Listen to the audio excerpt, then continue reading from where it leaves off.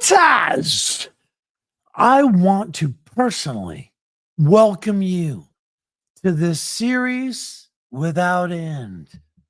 We're going to be covering Helter Skelter, the most famous true crime book of all times by Vincent Bugliosi and his wonderful ghostwriter, Curt Gentry.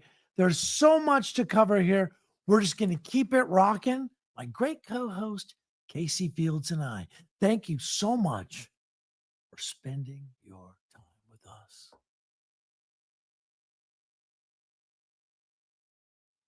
TWILIGHT! Spending your life with us? Just using your time and existence as butter across this beautiful bread we've all been given by the generosity of God and those that came before us, our dear friends on the yellow brick road, as I like to call it. Thank you. Casey Fields, as always, the most wonderful co-host in the world, and our great friend, my dear brother, Mr. Alex Moreno, a.k.a. Producer Alex. We're going to pull his handsome ass out behind the shadows soon enough, people. So we're going to have a poll. What does producer Alex look like? And how many dates does he are attempted against his good married character in the first revelation? Guess his ethnicity. Revelations of Al. Ooh, that'd be a sexy one. I think we're almost to a place of correction where we can actually do something like that now. We won't get kicked out of the world for playing a game called Guess Alex's Ethnicity. We're returning to the very, very, very rife subject of Helter Skelter as presented by Curt Gentry and his mantle, Mr. Vince Bugliosi.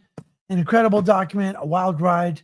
We left off with the gaffes of the third person on-scene detective, fucking Ding Dong Burbridge.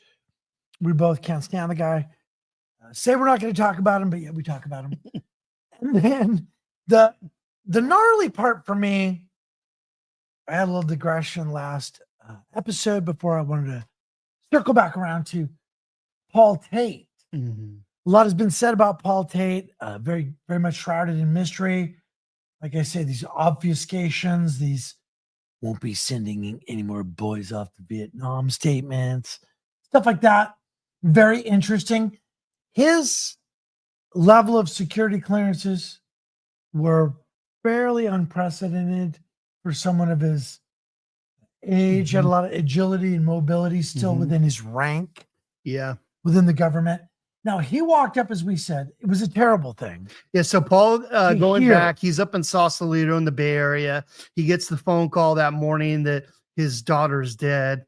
And so he jumps the first plane, goes down to LAX. San Francisco Airport. Right, but lands in LAX. Yeah, lands in LAX. Doesn't even have Doris pick him up. He actually rents a car and drives directly to the Tate Polanski house. Right. And man, what a horrible scene when he says in his book, he talks about going into almost like a trance, a zone where he almost like checked out. Yeah, did you hear me go? You got a little punctuation I did. What does that mean, people? That's the active psychotic state marker. When you hear somebody talking and I do that, I'm like, hey, check it out. Active psychotic state. Poor guy got just slammed in an active psychotic state. He's a military man, falls back on his training. It's almost like muscle memory for a guy like that. Like you hear the SEALs now. Well, now they talk. It's weird. They all talk, these secret guys. Yeah, I shot Bin Laden in the dick. What?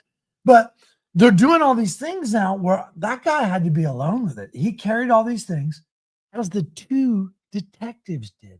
The first two men on the scene had to carry that their entire fucking lives.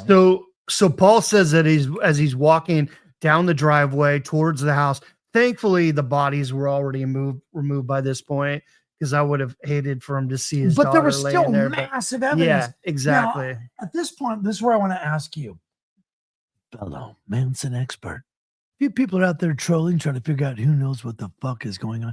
It's my friend, Casey Fields. So I'll ask him this very insightful question. Now, do you feel he was there, what, late morning?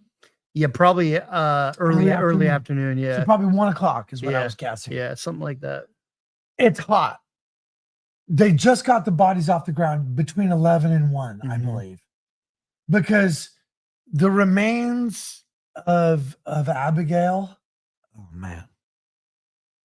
Bro, what they had done to her, and you think about the gash she received, where?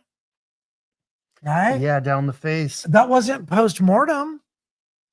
The lady was alive.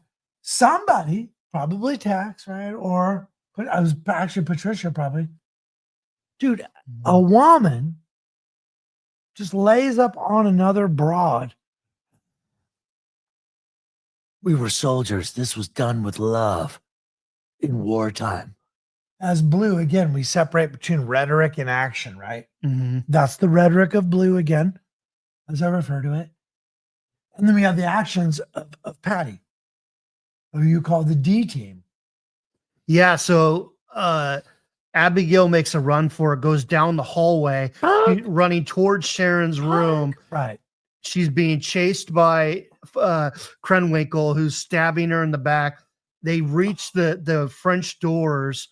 And they go through. She probably almost fell in the swimming pool because that swimming pool really is not too far from. It was within 10 She feet. needs to make a decision. Do I go left or right or left? If she goes right, she goes back towards the back of the guest house, right, which leads down the hill. But she actually would have had a chance to escape, potentially. She ends up going left at the pool towards the grassy area, the front of the house, where really her only hope then is jumping that little fence and going down that hill, which would have been a horrible. No way. Yeah, you probably live, but you break bones. And well, there was much made about those hiker or the people underneath the trail. There's this trail. There's the trail.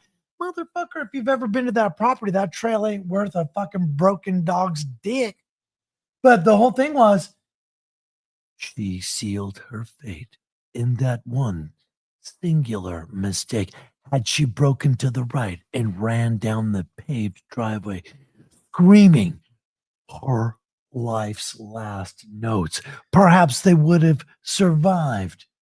And it seems to me that she was putting up quite a fight because Krenwinkel was having, even though Krenwinkel is the one with a weapon, she's having a hard time with her. She's having to yell, Tex, help me out. Tex, he runs over. Well, the defensive wounds would suggest he put hands on Patty. You know what I mean? And it's not like Patty's some seasoned killer. Like, when they come at you, you just take your buck knife and what you got to do. You know what I mean? Contrary to popular belief, Charlie stabbing schools. I think any of that was later. Yeah. I think that was desert-centric. Barker, yep. That was all desert-centric stuff. So they want to tie this all together. Charles Manson's trained, bloodthirsty, suburban high school killer cheerleader squad.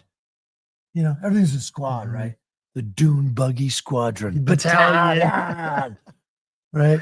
So we're there, and she didn't make that decision. She struggled valiantly, terribly. And then, it's remembered a lot of people of my generation because in the late 90s, early 2000s, there was the release of Rob Zombie, the song Real Solution Number 9, where her Dateline excerpts were sampled, and I'm speaking about Patricia Krenwinkel, aka Patty. There she is. Yep. Shanked her up. They're in position on the lawn, and what she says most famously is, "I'm already dead." Which is actually what Tim Ireland said. He heard something like that as well down the hill. I'm already dead.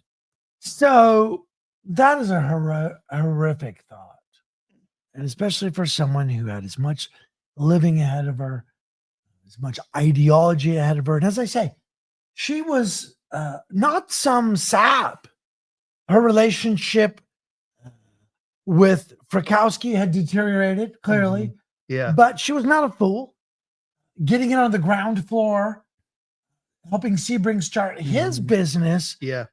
Sure, with daddy's money, but to have her own business. She helped out her friend in New York back in 67. The bookstore, right? She allegedly helped friends down in San Diego open up a surf store. Like to keep the culture and things moving. It's very. We know that she lent money to the Straight Theater, right, to keep that open, which resulted in Kenneth Anger and Bobby Beausoleil putting on their performance. Absolutely. And I think these things are, again, what keep this case so vibrant and alive. The more you know, the less you know. When you become any type of sensitive person, just the synapses that come alive in these characters, you can't help but have empathy. And again, of course, we always feel terribly for the victims and their families, but the story has lived on beyond the grief of these individuals, and the survivors and other people's stories have continued and grown. And we're not here to judge these things, but merely to relay our research and what we find interesting and share it with you. And we thank you for sharing it with us. And do ask you, get the forum cracking, y'all. There's experts up in this piece. Let me tell you something. Deb Silva flew the coop. Sorry, Manson blog. Deuces. I guess the guy wasn't super generous. I didn't hear that from Deb. Deb's had nothing but great stuff to say. But hey, man, her time's become more precious. She's willing to give it to us exclusively here on Twilight Garage. We love you, Deb. And shout out to Manson blog for years of carrying the torch on that. I've learned so much through those articles. Absolutely. But look at who drove it, right? Look at who's been driving it the past few years. It's Deb, it's other people. So Colonel Scott, shout out to him. Great individual with the case. Now, what has become of Colonel Scott? Because I'm not clear on his disappearance. I know who he is, but I don't know if it's supposed to be public knowledge. Is he living? He's living. He's a very talented guy who hopefully in the near future will have some much bigger projects coming out and in regards to this case. Okay, I've never want to blow anybody out, but what I'd like to see is if he likes to show up with his glasses and his like little, you know what I mean? I'll say this. Colonel Scott is a powerful Hollywood producer. We're talking about somebody that's produced movies that have with a budget of hundreds of millions of dollars. Some are blockbusters. And this individual, hopefully in the future, will be making his own Manson film. Well, may I recommend? I didn't know that. That's Colonel Scott with hold up his knowledge. Very knowledgeable. Well, here's the other thing. You can tell how intelligent he is. I don't know who this individual is, but you can tell how wonderfully intelligent he is. Absolute expert. By the way, he flips back and forth. He has the wryest sense of humor. For me, it's weird going back in the past because these posts are 15 years old, some of them. But wow, I guess he's all aware of it, so I don't have to say, bro. But wow, that's incredible. He was in negotiations with a huge company that you guys all know at one point in the early 2000s and was a hair short of producing probably the biggest movie on this case. So God dang. Well, first prayer that you, unlike me, see the difference between him and me? I'm talking about him, babe. So if he would throw me a bone and know I existed, firstly, that'd be pretty neat. Like, because I got so ate the fuck up by the entertainment industry. Oh my God. So anyway, if he understands the show exists, I'm gonna swell. Secondly, sir, if you would consider in any way, shape, or form having any input, wow, to do an interview with his identity masked, if that's what it requires, I'd be so fascinated because the way he spoke, just Colonel Todd. Are you fucking kidding me? The whole handle, the whole how he played into everything, his whole understanding of the time, how the humor of the day worked, prison logic. You know, clearly the guy's been around the fucking block.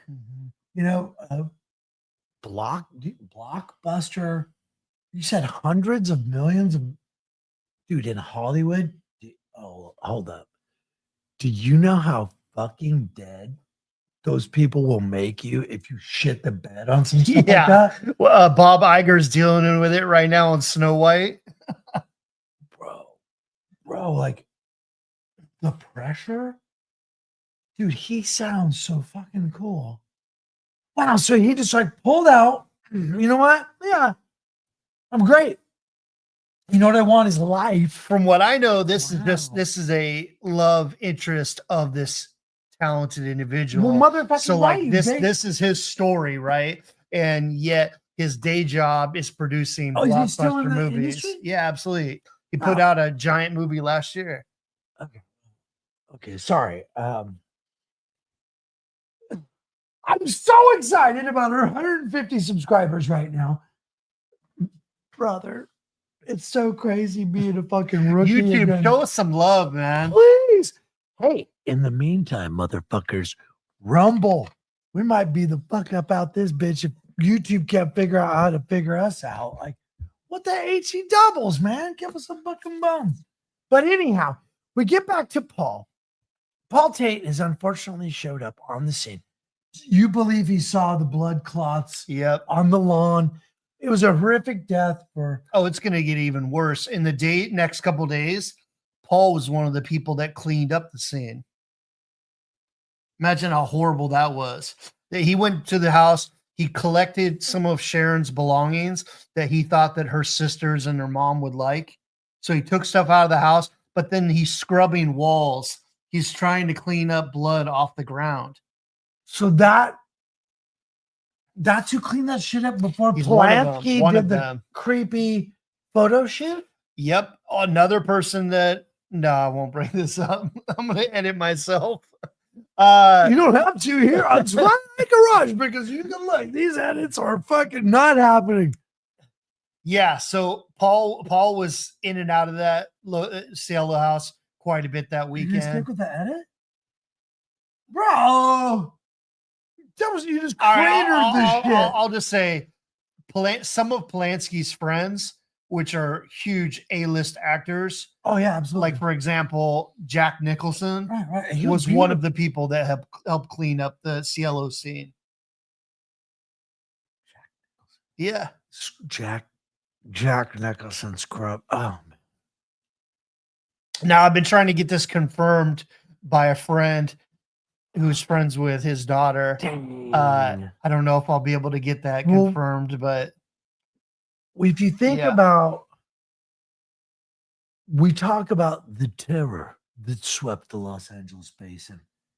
You've got this guy who's well loved, Polanski, who's clearly an artiste. He's an auteur in the community at that point before he was self-pariahized. With the rape of a 13-year-old girl. Really incredible scene right there coming together.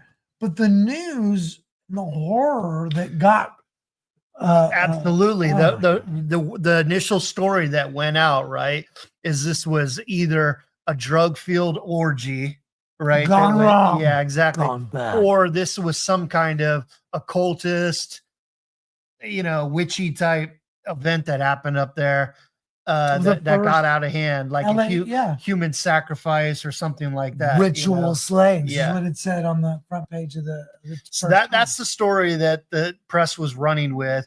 And right outside of the gates of Cielo, he's hearing Paul's, as he's leaving, is hearing live on scene, Channel 7 news. Here we are at 10500 Cielo Drive. The guy's the mic, and that's when the cop said, "It looks like a veritable battlefield up there. I've never seen anything so bloody." 1 minute later. Okay, just so I don't butcher what Paul Tate said, I actually want to read his words, okay, that he wrote in his book, 5 Down on Cielo Drive. He said, Paul wrote, Mr. Tate, I'm sorry, but the bodies have already been removed. The lieutenant's words kept echoing as far recesses of his mind. I knew he must be lying.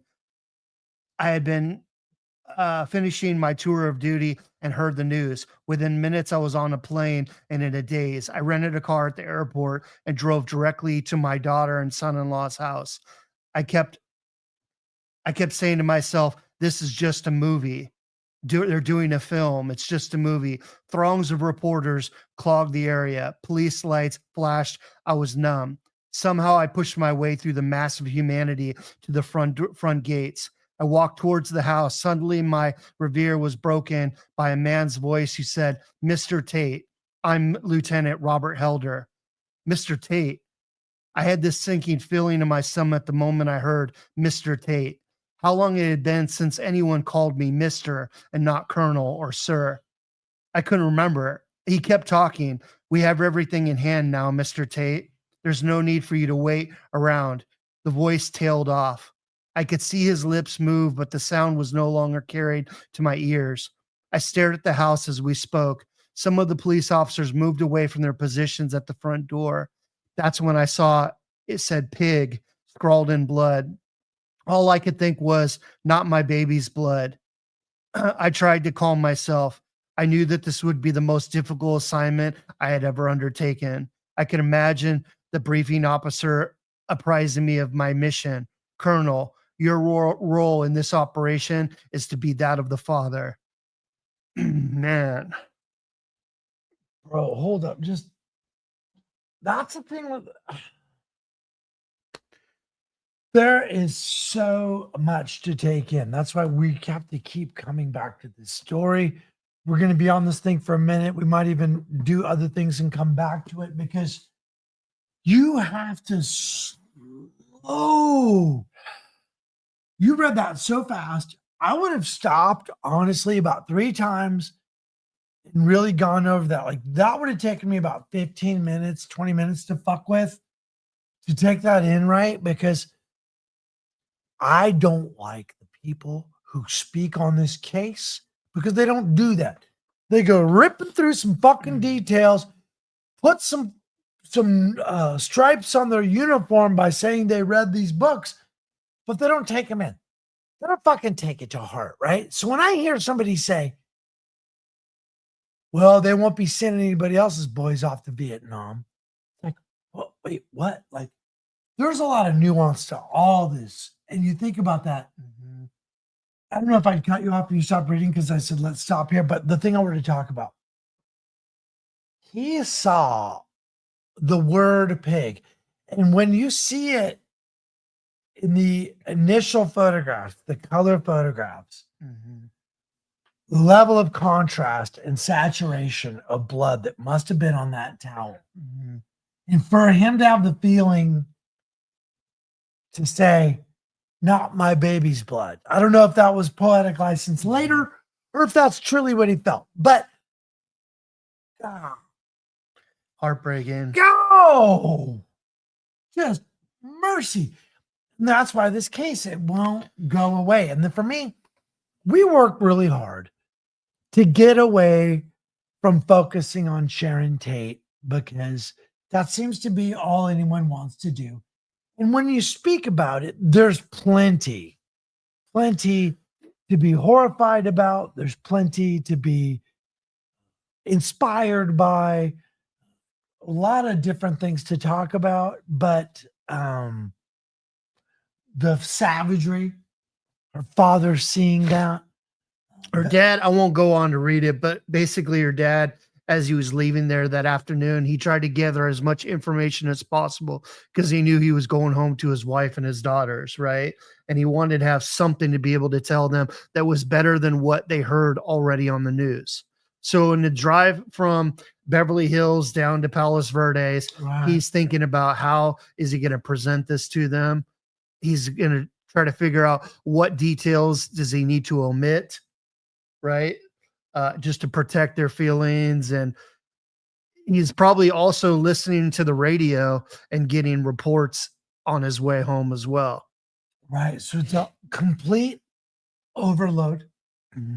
He's a man who's becoming a senior citizen who is in an advanced, active psychotic state. He's actually pretty young. I think he was like 45 years old. Yeah. But I mean like that. I forget sometimes like these career. people are even younger. You know, if he went in at 18 or 19 years old, but you right? Think about he's a senior. He's a senior citizen in terms of his career. He's about to retire. So, yeah. But you're right. 45-year-old man. So quite virile. I love making memes about his undercover phase. If you guys will come to our Facebook page, No Sense Makes Sense. I'll treat you to some sweet Paul Tate memes because they're pretty irreverent and fun. But he is switching on to this whole situation. He's in this active psychotic state. So he clicks into what he knows. Intelligence gathering. So he's doing that. He's trying to objectify the scene so that he can survive. But yet, these gasps of his personal experience are freaking through the veil of his professional protection that is his psychotic state. So then he's got to go home, play it straight for mama, try to break it to everyone like it's not so bad somehow, that it's going to be okay somehow.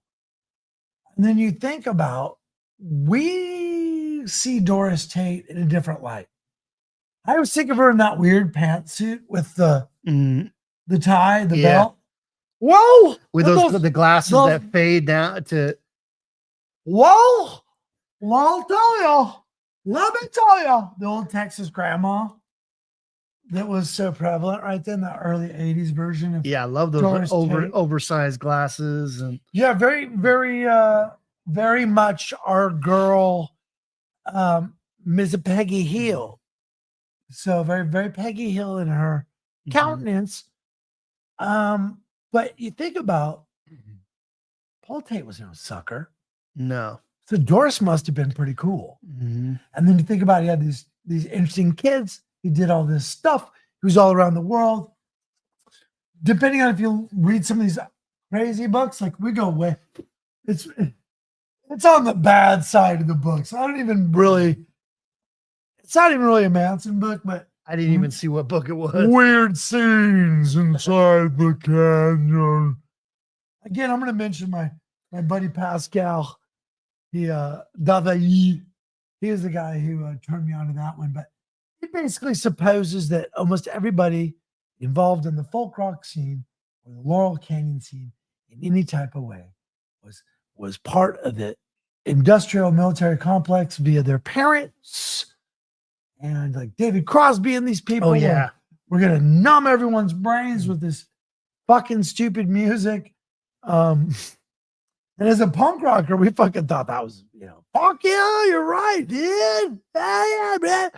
But it's some pretty harebrained shit. It's so funny because that is such a common narrative that, Red and Blue's parents worked in that industry, right? Aerospace. Mine did. You look at even all the victims of like the Zodiac murders and stuff like that. All their parents worked in some kind of military, development or whatever. I think though we're talking about post World War II, right? Yeah. And absolutely. so a lot of these people stayed in those kind of industries, into the 60s. And why wouldn't they? And there was a great shift and change in materials at that time. The not Advent, because it had been around for 100 years easily as a commercial piece of tooling and a material in general, which was aluminum, but the processing of sheet aluminum and the ability to mass produce pieces using aluminum in general revolutionized aerospace, it revolutionized the car industry, revolutionized so much in America that a lot of our forebears here on the West Coast were involved in the very similar industries. And if you look at Blue's dad, yeah, he was one of the main partners and owners, if not initially the original owner of the land that became the Del Mar Airport. Wow. So he was very much involved in aero technology, the application, at least of airplanes, if not being invested in the aerospace industry in and of itself. And there's even more family members that are involved, right? You have Danny DeCarlo's dad that is producing weapons and ammunition for Vietnam, as well as others. I can't remember offhand, but I know that there were other parents whose, Manson family people whose parents were working in like weapons development and things like that. Well, that was my parents. My mother did insensitive munitions sharing. And so what it would be is she would share data in various standards and codes that NATO were going to use in relation to insensitive munition. So did she work at China Lake? She did indeed. Wow. Traveled all around the world near the end. She was very proud of herself for that capacity. My father designed, interestingly, a real-time radiology to be able to analyze rocketry and these different propulsion systems for submarine rocket systems, and then actual the space shuttle and different programs like that, to see what was going on with their seals and O-rings and different things. A lot of people would have those types of discussions around the dinner table. Your parents were at the time a big deal. Mm-hmm. 2, praise be. And 3. Bless you. That means you're not sick. Blessings, sir. Thank you. The third one is, my wife taught me that. Dear Chanel taught me the third one is good. 2, you might be sick. Third is the, I don't know how that works. But damn it, I'll take it.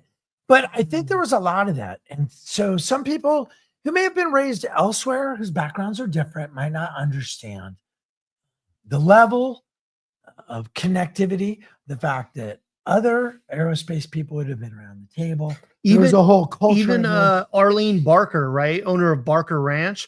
Her husband used to work for Lockheed Martin, doing some kind of like electroplating, making like really light metal for planes and stuff. And he actually left Lockheed to start his own company in Burbank, really close to the airport, where he made all this like electroplated stuff. You know, the original like Oscars trophies? Oh, correct. Those were made by Arlene Barker's husband, as well as like the movie The Terminator, right? The exoskeleton of the Terminator. That was all created by Arlene Barker's son in her husband's company. Okay. So that's why when people bring up the Beach Boys gold record that Charlie sold, I actually think there's a chance that that gold record might have been made in Arlene Barker's husband's shop. Okay, hold up. I don't know. These are the things that if you have some time, you're done with work, you're doing your deal. It's such a non-destructive thing to do. The Manson case, all the characters involved. This stuff drives me bonkers. I love these details because one of my questions as a collector, I'm a kid flipping through Helter Skelter, living not 45 minutes away from Barker Ranch proper, to see my small hometown's name mentioned in this blockbuster true crime biggest seller of all times, my town, Ridgecrest, California. To see that represented was incredible. Yeah. Where was the record? I couldn't help but thinking, where is this gold record? Is it out there? What happened? That whole thing, to come back to Arlene again, and to think about how many people at that time were attached to industries that were legendary and huge. Nowadays, there's more of a removal because there's 100-fold people, right? Yeah. Tens of millions of people in Hollywood. Back then, it was thousands. Yeah. You pick up the phone. That's why I did, like we talked about, the whole movie Once Upon a Time in Hollywood from QT, as they call him in entertainment. That was an incredible piece because it just showed how intimate and well-connected these people were. Good point. And that it was a much different time. So in Helter Skelter, we've now had Paul Tate arrive, where that the day after, the bodies have just been removed. There's massive just blood clots all over the lawn from Frykowski and Abigail Folger, respectively, one of the most gruesome crime scenes ever recorded. Allegedly, Steve Parent was the last body taken. He was just sitting out there in his car the whole time. In a metal car. Yeah, in the cooking. Heat. Oh. So overloaded, so overwhelmed they all must have been. You think about the first responders and what trauma, ambulance driver, the assistant, the ME, right? The people in the medical examiner's office, the actual coroner himself. There's literally dozens and dozens of people that went within a 24-hour period of being the people they were before experiencing the Cielo murder scene. They had a guy, they overnight, right? Saturday night at Cielo, they assigned an officer. He said that he was like having a hard time figuring out where he could lay down or sit down. He obviously couldn't fall asleep, but he needed an area that wouldn't mess. Yeah. So he leaned up against the wall somewhere in the living room. Yep. That's what I read. It was up in a corner because he wanted to disturb anything because you couldn't really sit on the furniture. Normally just sprawl out on the couch. Well, Sharon Tate's couch, what I always thought were apples as a kid in the photo. You know what I mean? Like probably not the best place to sprawl out. Yeah. What are you going to go up in the loft? They hadn't ascertained anything that had happened up there. They'd had the rope thrown up in the rafters.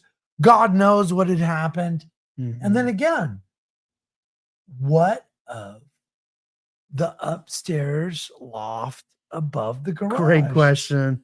I mean, I would have loved to fingerprint that place. All of that up there.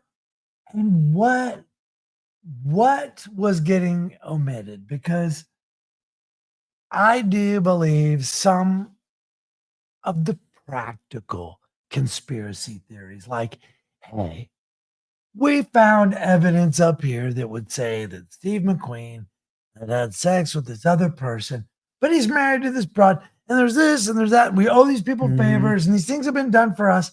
And the policeman charity ball, we don't know what the arrangements were with the different people, but clearly there was a lot of star power in a very small room.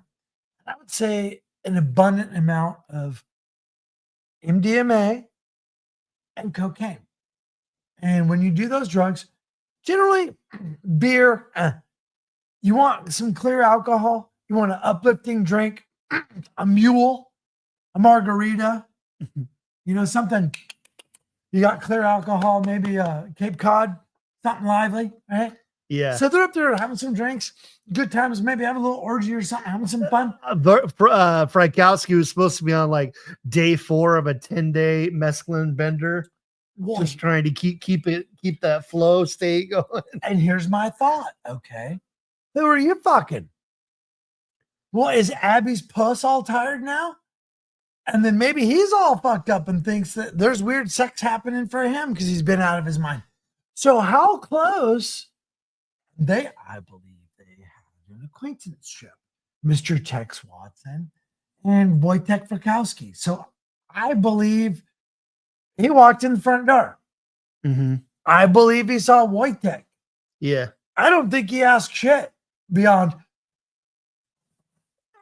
Tex, what the fuck, man? What are you doing? Because I think maybe he did boot him awake.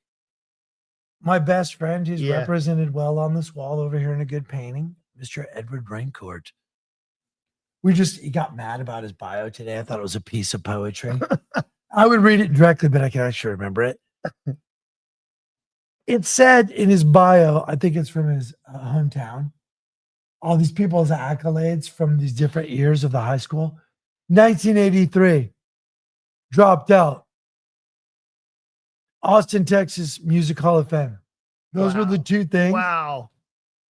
He's like, fuck those putos. I'm like, dude, in a tiny piece of information, they wrote poetry about you? That's the most harsh, awesome piece of poetry I've ever heard in my life. So those kind of things are the things I always remember. Well, he ran up to a dude we had beef with. His trick was before a fight, you like take your shirt off. Very nice. And you run about a quarter mile. You don't want to get exhausted. You just want to get your blood pumping. Yeah. You want to get your blood pumping. Get swole. And here's the thing. Fuck their friends. Fuck everybody. They're all standing there doing their thing, right? You come running in striking about motherfucking business. Hyped. That's the only part about stomping on him because he, bitch, I just shot your little homo friend in the car. Fuck y'all. I'm fit to do some business on this bitch. You know what I mean? But I think Wojtek knew who the fuck he was. Yeah. I think he just started getting down like, bitch, motherfucking, laid some hurt on him. Because then, dude, he just went bad on Sebring. The whole thing between how the fuck did he keep Sebring occupied while he was tearing Frykowski's ass up? Those are the. Yeah, it seems like Sebring was shocked pretty quick. Just fucking chaos, brother. Yeah. How is his blood on the front porch? There's so many just gaffes and problems and issues. But so that takes us to, we've got Paul Tate. He cleaned up the scene. So that's 2 days later.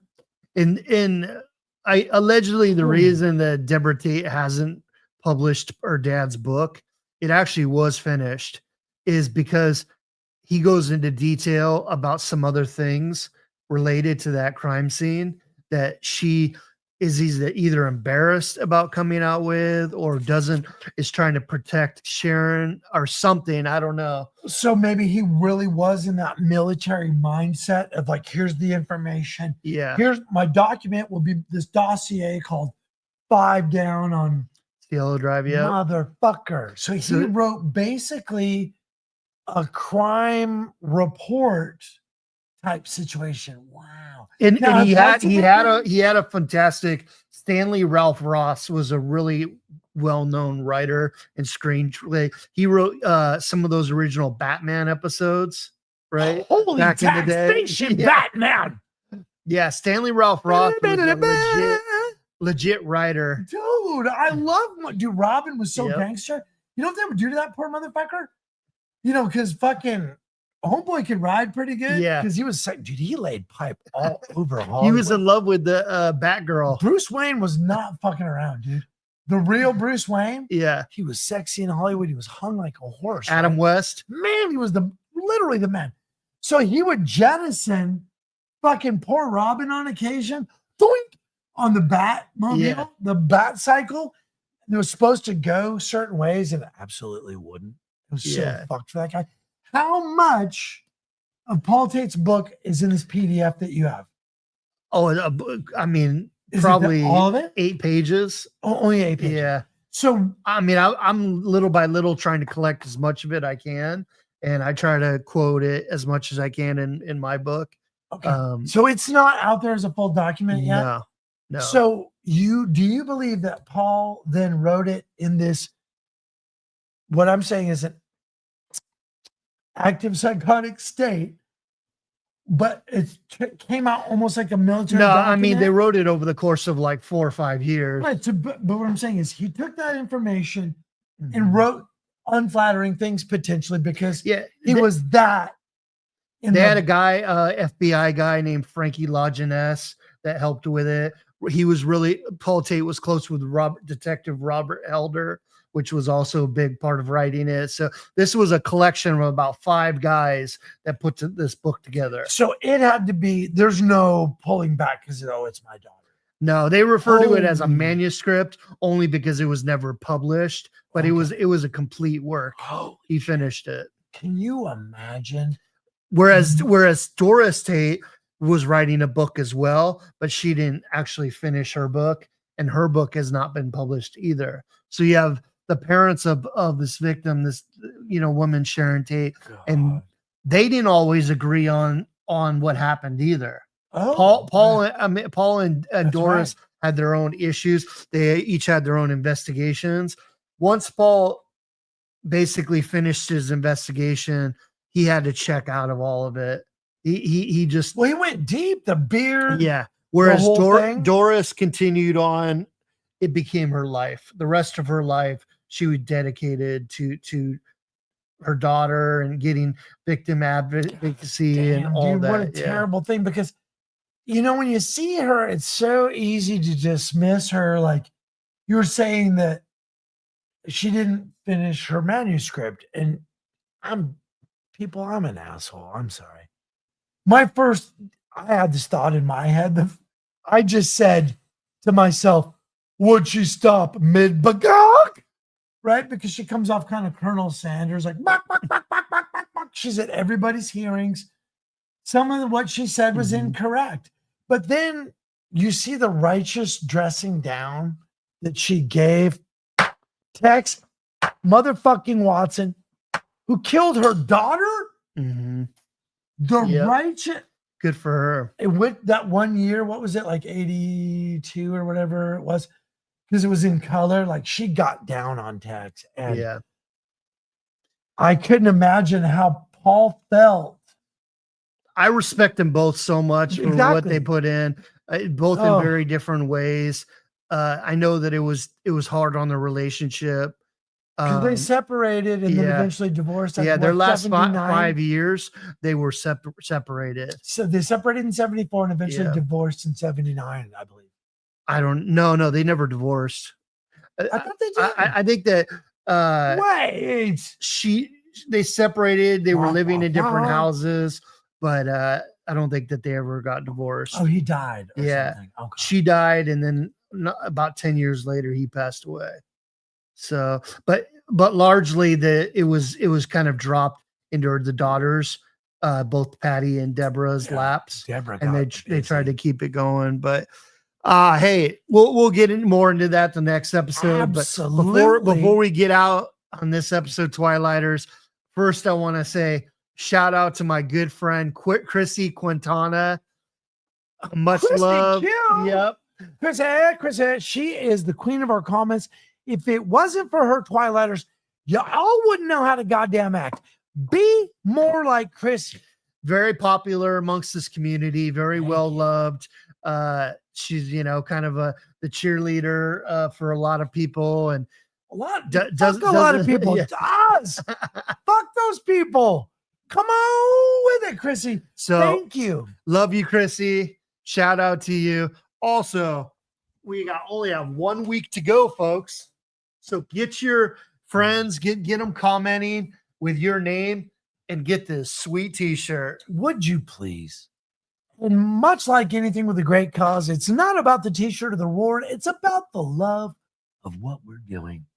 Casey, God dang, this brothership connection with producer Alex is just getting down the road. We're going to be on Rumble, it looks like. So don't you forget about TJ. We're going to be on Rumble, babe. And YouTube as well. But of course. Yeah. But hey, man, get your algorithm kicking. We love you so much. For what it's worth, man, get on over. Peas and All Press. There is a second pressing of the great book Reflections by Ms. Lynn Fromme. If you like, get a hold of me, PM me directly here, or just get it in the comments. I've got a first edition signed. I don't really want to get off of. And then I have a second edition signed that I also don't really want to get off of. But if you're interested at all, also, please, we're plugging this thing here. Wonderful just to have around for friends who wonder why you're such an odd duck and are interested in the Manson case. No one's going to read this goddamn thing. They're not going to do it. They don't give a shit. Read this. We'll drop a link in the description on how you can get this on Amazon. And we want to thank you so much, Worth Books, for believing in the author and for believing in this cause enough to let this thing come out. It's a wonderful piece. Thank you so much. And again, we thank you all for joining us. Watch us for fun limited edition merch. We're going to be having the money go to the right people and be having some fun for you guys there at home so you can join along with us. Please enjoy. And again, most humbly, we three thank you. God bless you all as you understand your God. TG out.